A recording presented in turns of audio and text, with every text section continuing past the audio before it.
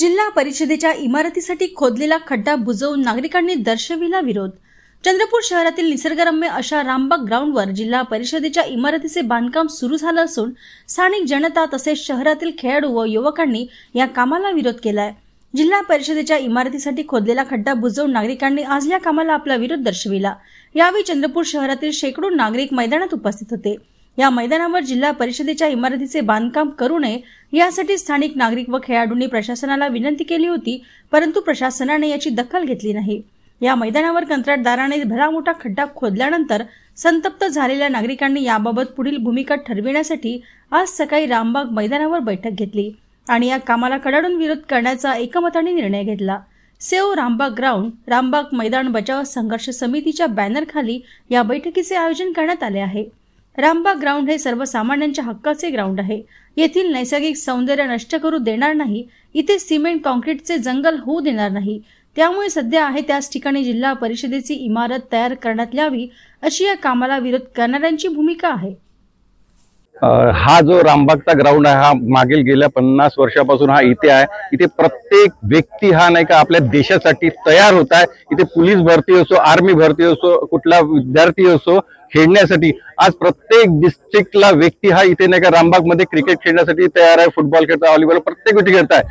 आज प्रधानमंत्रीची खेलो इंडिया खेलो ही संकल्पना कुठेतरी नाहीशी चंद्रपूरवाल्यांनी करत आहे। याच्यामध्ये कुठल्या तरी राजकीय पक्षाचा हात इथं उपलब्ध झालेला आहे, कारण की प्रत्येक खाली ठिकाणी हा नाही का एकतर ग्राउंड बिल्डिंग उभारतात, एकतर नाही का तुम्ही नाही का त्याच्यामध्ये बगीचा तयार करतात आणि चंद्रपूरच्या प्रत्येक व्यक्तीला खेळण्यासाठी कुठल्या प्रकारची एखादी जागा, एखादी मैदान हा व्यक्ती तयार करून देत नाहीत। मग चंद्रपूरची जनता हा जाणार कुठे आणि इंडियाची प्रधानमंत्रीची खेलो इंडिया खेलो संकल्पना ही कुठे साध्य करायचा आहे, हा कुठेतरी इथं आळा बसला पाहिजे। त्याच्यामुळे हा फॉरेस्टचा ग्राउंड, रामबाग ग्राउंड हा प्रत्येकाची एक धरोधर आहे आणि हा ग्राउंडवर कुठल्याही प्रकारची अशासकीय शासकीय बिल्डिंग इथे उपलब्ध झाली नाही पाहिजे, बनली नाही पाहिजे।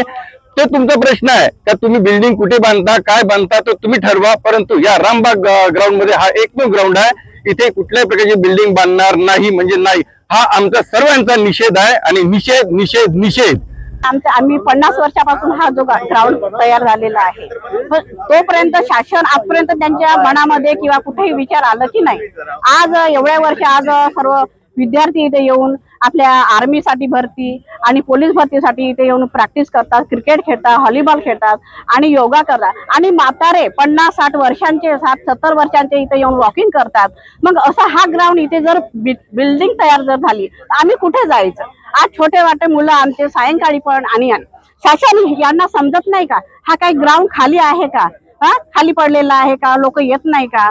शासनाने येऊन बघावं इथे सकाळला की किती गर्दी राहते। 150-200 विद्यार्थी इथे प्रॅक्टिस करत राहतात आणि इकडे तिकडे योगा प्राणायाम सुरू राहते। असा एवढ्या चांगल्या ग्राउंडला एक बिल्डिंग बनवून राहिलेला हा शासनाची चुकी आहे। आम्ही आंदोलन करणार आणि जे सामान आणणार आहे किंवा गाड्या येणार आहे त्यांच्या समोर आम्ही तयार राहणार। आमच्या वरून जर गाडी नेत असेल तर नेऊ द्या, पण ह्या ग्राउंडला हात लावू देणार नाही। पर्याय प्रशासनाकडे, शासनाकडे उपलब्ध आहे। जिल्हा परिषदची जुनी जागा या ग्राउंडवर 5000 स्क्वेअर मीटर म्हणजे 50,000 स्क्वेअर फूट म्हणजे 1.25 एकरच्या जवळपास बांधकाम आहे। एवढी जागा जिल्हा परिषदच्या जुन्या प्रेमाशेस मध्ये आहे। तिथं बहुमजली इमारत तयार करा, ती रस्त्यावर आहे, ती पण बस स्टँड पासून जवळ आहे। हे सगळं असताना ते सोडून द्यायचं आणि इथे एक निसर्गरम्य ठिकाण नष्ट करायचं।